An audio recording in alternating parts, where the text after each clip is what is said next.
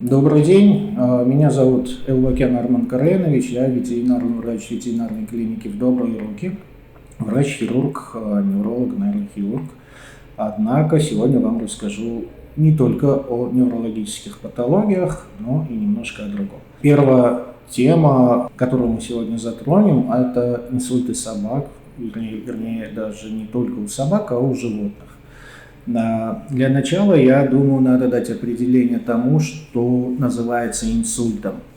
Это очень важно для понимания, потому что есть патологии, не инсульты, но часто диагностируемые как владельцами, так и докторами общей практики, как инсульт. Так вот, инсульт – это острое нарушение мозгового кровообращения. То есть проблема заключается в том, что по тем или иным причинам возникают нарушения кровообращения головного, чаще головного, реже спинного мозга. По своей природе, по так называемой этиологии, они различаются на две части условно. Это геморрагические инсульты и ишемические инсульты или инфаркты. То же самое. Да? Ишемический инсульт можно назвать инфарктом. Различаются они тем, что геморрагические инсульты – это состояние, когда происходит нарушение целостности кровеносного сосуда головного мозга и происходит то, что мы называем кровоизлиянием. Соответственно, при данной патологии нарушается кровообращение той части мозга, которая питается вот именно тем сосудом, с которым произошло вот такое несчастье. Помимо этого, то, что нарушается кровообращение некого участка мозга, развивается еще и объемная гематома, то есть кровоизлияние, которое сама по себе своим присутствием еще создает проблемы в виде компрессии, сдавливания мозговых структур. Второй тип, так называемые ишемические инсульты, они похожи по своему итогу, то есть в итоге опять-таки нарушается кровообращение, соответственно, и функция тех или иных участков мозга, но это происходит по причине того, что прекращается либо резко снижается кровоток в данной области. Оно может возникать как вследствие каких-то тромбов, из-за иных патологий сердечно-сосудистой системы, каких-то паразитов, метастазов, по различным причинам, вследствие чего нарушается кровообращение, выражаясь таким банальным языком, более понятным, происходит закупоривание сосуда по каким-то причинам. И тут надо сделать очень важную ремарку. Так вот, в отличие от людей, животные не так часто страдают истинно инсультами. Связано это с тем, что по своей физиологической, анатомофизиологической природе мы в этом плане сильно отличаемся. Основная причина инсультов у людей, нарушение мозгового кровообращения, это холестериновые бляшки, да, так называемые атеросклеротические бляшки. То есть это патология обмена веществ, вследствие чего происходит накопление вот тех самых холестериновых бляшек в стенки сосуда с внутренней стороны, и, собственно, происходит нарушение кровообращения. У животных вот этого механизма образования атеросклеротических бляшек его нет в принципе.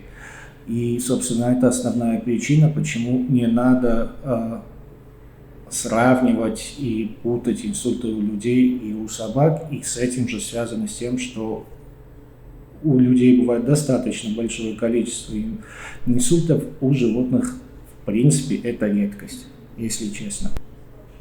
Проявления, они могут быть разнообразными. Абсолютно различными, потому что все органы системы организма, они контролируются головным мозгом, и в зависимости от того, какой участок головного мозга пострадал, ну или спинного опять-таки, от этого будут зависеть клинические проявления абсолютно разные. Прямо совсем разные. Это могут быть и порезы, и параличи, это могут быть незначительные какие-то изменения в виде наклона головы,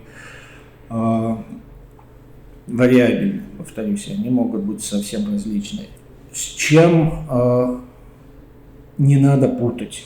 Вот это, наверное, основное, о чем я хочу вам рассказать, связанное с инсультом. Так вот, есть такая патология у собак, в частности, и у кошек тоже, как периферический вестибулярный синдром. Пока, наверное, не стоит сейчас углубляться в различные виды этого периферического вестибулярного синдрома. Они бывают идиопатические, они бывают отит-опосредованные, но суть состоит в том, что состояние животного с вот таким периферическим вестибулярным синдромом, оно условно страшное, и первое, что приходит на ум, что владельцам, что врачам общей практики, это инсульт. Проявляется это резким нарушением координации движений. Собака не может встать, она падает, она не понимает, что с ней происходит. Наклон головы в ту или иную сторону, в зависимости от того, с какой стороны произошла данная патология, вот этот идиопатический вестибулярный синдром. Это непроизвольные движения глаз, так называемый нистаг. То есть, если посмотреть в этот момент на собаку, глаза у нее неосознанно двигаются влево-вправо. Вот это и есть горизонтальный нистаг. Так вот, все это страшное состояние в подавляющем большинстве случаев это никакой не инсульт, а вот тот самый периферический вестибулярный синдром. Что это такое? Возникает естественный вопрос. Так вот, данная патология возникает из-за нарушения функций вестибулярного аппарата, так называемого лабиринта или улитки. Это небольшой орган, который располагается во внутреннем ухе, не надо путать со средним ухом. Внутреннее ухо – это небольшой орган, небольшая полость в костях черепа, где, собственно, располагается вот этот вестибулярный аппарат. Представляет он из себя нечто наподобие, наверное, гироскопа, можно так это объяснить. То есть это вот такая трубочка, улитка, лабиринт, заполненная жидкостью эндолимфа, и в ней плавают мелкие структуры, собственно, которые меняют свое положение вот от этой эндолимфе, и благодаря чему мы, животные, можем воспринимать положение своего тела в пространстве. То есть даже с закрытыми глазами можем понимать, что мы там сидим, голова у нас наклонена на бок или куда-то, да, то есть функция вот этого вестибулярного аппарата именно в осознании положения тела. Да, данная функция, то есть осознание положения тела, не ограничена только вестибулярным аппаратом, но он один из самых таких основных, важных органов, участвующих вот в данной функции. Так вот, периферический вестибулярный синдром обусловлен именно нарушением функции вот этого вестибулярного аппарата. На данный момент досконально неизвестно, не доказано, почему это происходит. Речь идет об идиопатическом периферическом вестибулярном синдроме, и слово идиопатический, наверное, тоже объясню. Это означает, условно беспричинный, то есть причина, конечно же, есть, но она на данный момент неясная. Пока не знаем почему. Так вот, есть патологии, которые идиопатические, развивающиеся сами по себе.